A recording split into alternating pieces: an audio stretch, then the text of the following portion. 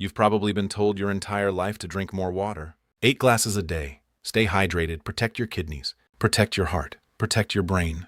And for years, you followed that advice without even questioning it.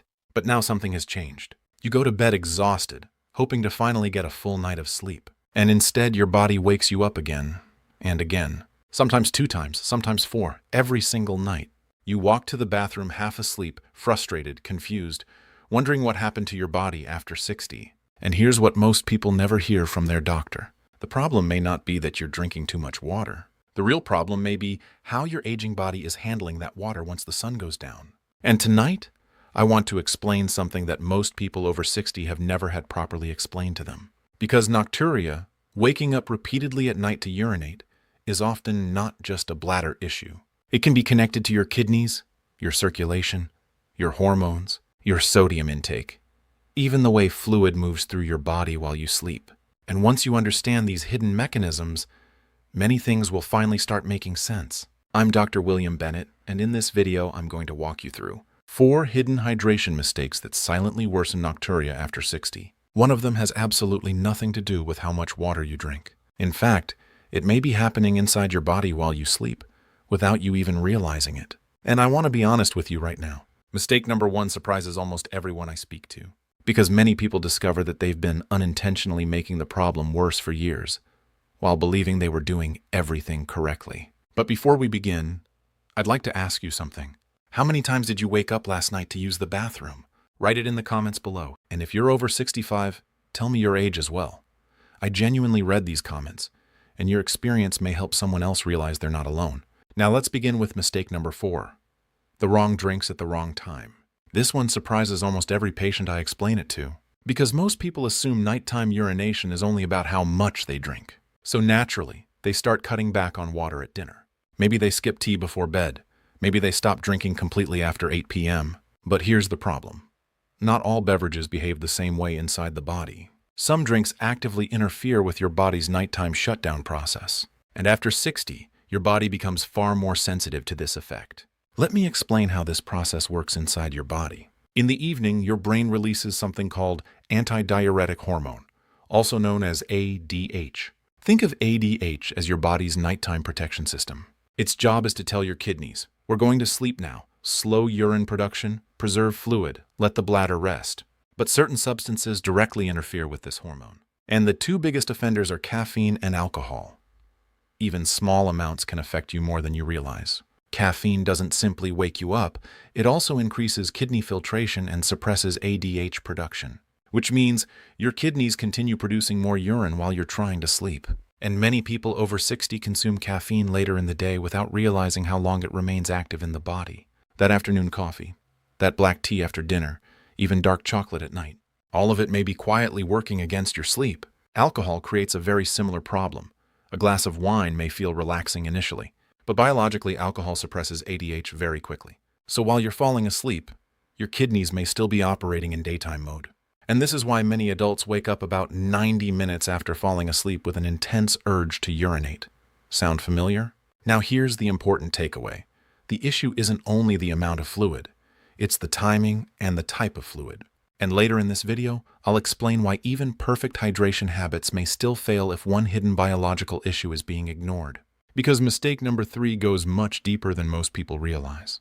And once you understand it, you may start looking at your nighttime bathroom trips very differently. Before we move into mistake number 3, I want you to take a moment and tell me where you're watching from. I always enjoy seeing how many people across the United States and Canada are dealing with the exact same issue, often in silence. Now let's talk about something most people, and honestly even many physicians, rarely explain clearly. Your kidneys operate on a biological clock, and after 60, that internal clock becomes far more fragile. What do I mean by that? Your kidneys are not functioning the same way at 8 a.m. as they are at 8 p.m. During the morning and early afternoon, your body is biologically designed to process fluids efficiently. Cortisol levels are naturally higher. Blood circulation is stronger. Kidney filtration is more active. Your body is in what I call daytime processing mode. This is when your kidneys want to handle hydration. But later in the evening, everything begins to shift. Your body starts preparing for sleep, a DH begins rising. Kidney filtration gradually slows. Your entire system starts transitioning into nighttime conservation mode, and this is where millions of adults over 60 accidentally create a serious problem, because many people drink very little water during the day, and then suddenly consume most of their fluids during the evening.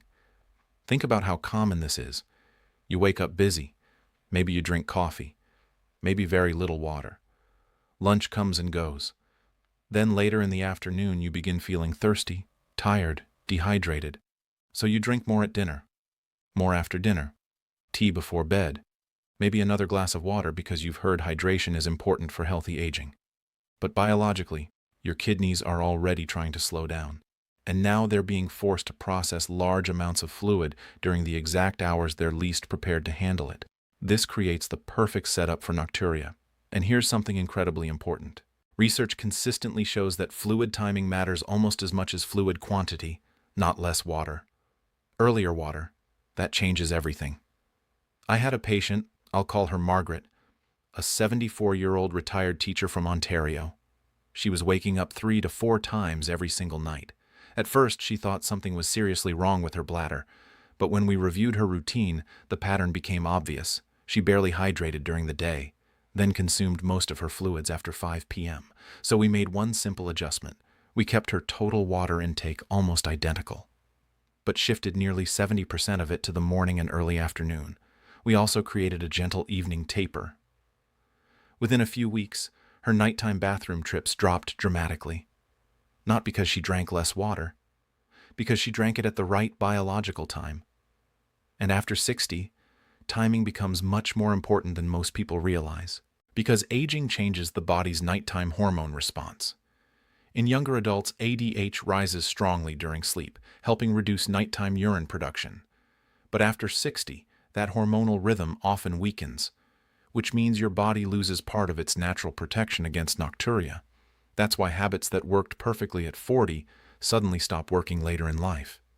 And this is also why so many adults over 60 tell me, "Doctor, I never had this problem before." Of course you didn't. Your body was operating differently. Now here's a practical strategy I recommend frequently. Front-load your hydration. Drink more earlier, not later. Start your morning with a full glass of water before coffee. Continue sipping consistently through the morning. Then ask yourself something around 2 p.m. Have I already had most of my water today? If the answer is no, this is the time to correct it, because after dinner, your kidneys are already preparing for nighttime mode, and forcing them to suddenly process large volumes late in the evening often backfires. But even this isn't the deepest issue, because there's another hidden mechanism that may be driving your nighttime urination, and most people never connect it to nocturia at all. In fact, this next mistake has nothing to do with your bladder directly. It has to do with your blood vessels, your legs, and fluid that may be silently accumulating inside your body all day long. And once you understand this, something may suddenly click for you, especially if your ankles swell during the evening, or if you wake up needing to urinate within the first 1 or 2 hours after falling asleep. Mistake number 2 may explain why. Now we arrive at mistake number 2, and honestly, this is the moment when many people finally realize why they've been waking up all night for years. Because the issue may not actually begin in your bladder. It may begin in your legs. I want to explain something called fluid redistribution. Don't worry, I'll keep this simple. As we age, our blood vessels naturally become less efficient at holding fluid inside circulation. Tiny amounts of fluid slowly leak into surrounding tissues during the day, especially in the lower body. This is why many adults over 60 notice swollen ankles, tight socks, heavy legs, puffiness near the calves, or mild swelling by evening. Most people assume this is just aging. But here's what almost nobody explains. That fluid doesn't simply disappear. It waits. All day long, gravity pulls it downward into the tissues of your legs and lower body while you remain upright. Then something dramatic happens the moment you lie down at night. Gravity changes. That trapped fluid suddenly re-enters circulation. Your bloodstream picks it up, your kidneys filter it, and your bladder rapidly fills while you're sleeping. This is why so many people fall asleep feeling perfectly fine, only to wake up 60 or 90 minutes later needing to urinate urgently. The bladder didn't slowly fill over many hours. It was suddenly flooded by fluid your body had been storing all day long. And after 60, this becomes incredibly common. In fact, many cases of nocturia are actually connected to nighttime fluid redistribution rather than primary bladder disease. Now here's where hydration habits make this even worse. The first major factor is sodium. Excess sodium causes the body to retain more fluid inside tissues, and most people consume far more sodium than they realize, not from the salt shaker, from bread, processed foods, canned soups, restaurant meals, sauces, frozen dinners, deli meats.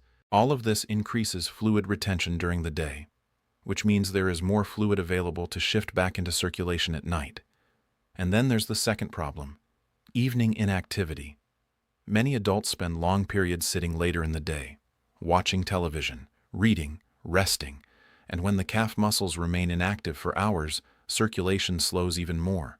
Fluid pooling worsens. Now combine aging blood vessels, excess sodium, evening fluid intake, reduced movement, and gravity. That combination creates the perfect biological storm for nocturia. I had a patient, Harold, a 79-year-old retired contractor from Alberta. For years, he believed his bladder was the problem. He had already tried medications with very little success, but during our evaluation, one detail stood out immediately. His ankles were significantly swollen every evening, and he was waking up to urinate within the first 2 hours after going to bed. Classic fluid redistribution. So instead of focusing only on his bladder, we focused on circulation and fluid management. We reduced sodium gradually. We adjusted hydration timing, but we also added one extremely simple strategy that changed everything for him. Leg elevation. Every afternoon between 4 and 6 p.m., he would lie down and elevate his legs above heart level for about 25 minutes. That's it. No expensive treatment, no complicated equipment, just physiology. This allowed the pooled fluid to return into circulation before bedtime, while he was still awake. His kidneys processed much of it during the evening instead of overnight. Within several weeks, his nighttime bathroom trips dropped from 4 to 1 or 2. His wife later told me, "Doctor, this is the first time we've slept through the night together in years. And I want you to understand something important. Sleep deprivation after 60 affects far more than energy. Poor sleep is associated with memory decline, balance problems, increased fall risk, elevated blood pressure, insulin resistance, and even faster cognitive aging. This is why nocturia should never simply be dismissed as, well, you're getting older. No, your body may be signaling something deeper. Now here's a strategy I often recommend. First, begin paying attention to sodium labels. Aim to reduce processed sodium gradually. Second, avoid excessive fluid intake late in the evening. And third, try what I call the afternoon drainage window. Lie down with your legs elevated for 20 to 30 minutes before dinner. For many adults over 60, this single habit creates surprisingly noticeable improvements. But even after fixing all of this, many people still continue waking up at night. And this brings us to the final mistake, the one almost nobody talks about. Because this next issue is not only about when you hydrate, it's about whether your body can actually use the water you drink properly at all. And for some adults over 60, this may be the missing piece that changes everything. Now we arrive at mistake number 1, and I want you to pay very close attention here. Because this is the part that changes everything for many people over 60. Most people believe hydration is simple. Drink water, stay hydrated, that's it. But biologically, hydration is far more complex than that. Because your body doesn't just need water. Your cells need to absorb and retain that water properly. And after 60, this process often becomes less efficient. Here's what I mean. Many adults are drinking large amounts of plain water, but their bodies are unable to hold on to it effectively. So instead of properly hydrating tissues and cells, much of that water passes rapidly into the bladder. This creates a cycle where you drink more, urinate more, become dehydrated again, then drink even more later, and the cycle continues night after night. Now let's simplify the biology. For your cells to retain fluid correctly, your body relies heavily on electrolytes, especially magnesium, potassium, and proper mineral balance. Without enough of these minerals, water distribution becomes inefficient. Your kidneys detect imbalance and begin excreting excess fluid more aggressively. In simple terms, your body may be flushing out water faster than it can properly use it. And this becomes far more common after 60. Because aging changes, mineral absorption, kidney efficiency, muscle composition, hormone signaling, and cellular hydration balance. Certain medications can worsen this even further, especially diuretics, blood pressure medications, some acid reflux medications, and certain diabetes treatments. Now here's something extremely important. Magnesium plays a major role in bladder function itself. Low magnesium levels may contribute to bladder overactivity, nighttime urgency, muscle tension, poor sleep quality, and increased nighttime awakenings. And many older adults have magnesium levels that are technically normal on paper, but still suboptimal biologically. I had a patient named Evelyn, an 82-year-old retired school principal from British Columbia. She had already improved her hydration timing, reduced evening fluids, lowered sodium, elevated her legs, and while she improved somewhat, she still woke up almost every night. When we reviewed her nutrition and laboratory work, one detail stood out. Her magnesium levels were sitting at the very low end of normal. So under medical supervision, we focused on improving mineral intake naturally.